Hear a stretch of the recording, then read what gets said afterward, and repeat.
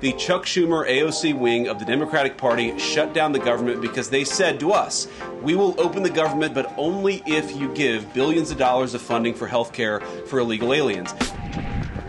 So, the United States government ground to a halt at 12:01 a.m. yesterday after Congress failed to reach a deal to fund the federal budget. And while the Republicans currently control both the House of Representatives and the Senate, they are short of the 60 votes that they would need to pass a spending bill in the Senate, which does give the Democrats some negotiating power.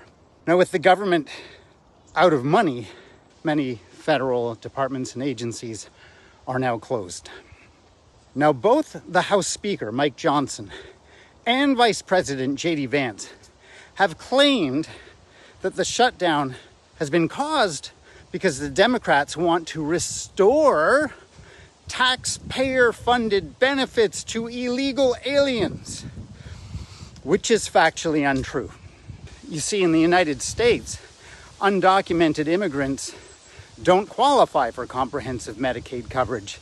They don't qualify for Medicare. They don't qualify for the Children's Health Insurance Program. And they can't purchase federally subsidized health plans on exchanges that are backed by the Affordable Care Act. But you'll notice that doesn't stop Mike Johnson or J.D. Vance from making these claims.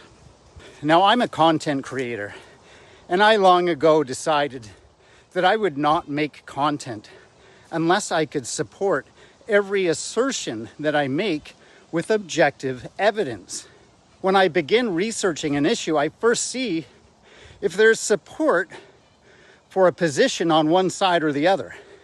And I won't invest my time into an issue if the evidence isn't there. To me, trying to make content without any evidence would be like trying to put up a tent without having any poles. It would just be a weird, frustrating, and pointless act. But you will notice that politicians do not hold themselves to that same standard. They are quite comfortable just making assertions with no evidence to support their claims.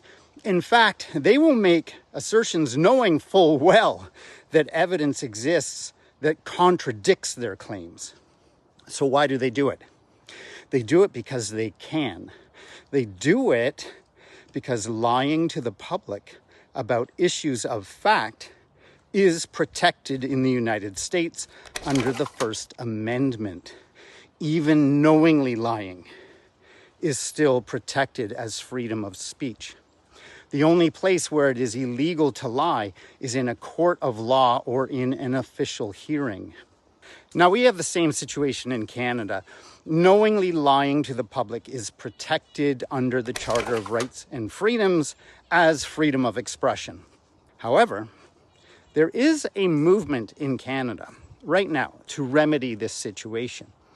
If you go to the website politicalhonesty.ca, you will find a link there to a petition. It's called the Political Honesty Petition E-6679. The petition makes the point that our members of parliament are often accused of making important public statements that are false and without evidence. And it points out that misinformation is a growing threat to the proper functioning of our democratic process.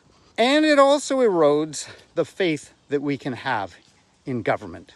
So the petition calls on the federal government to pass a bill to address the issue of intentional misinformation being presented by MPs to the public.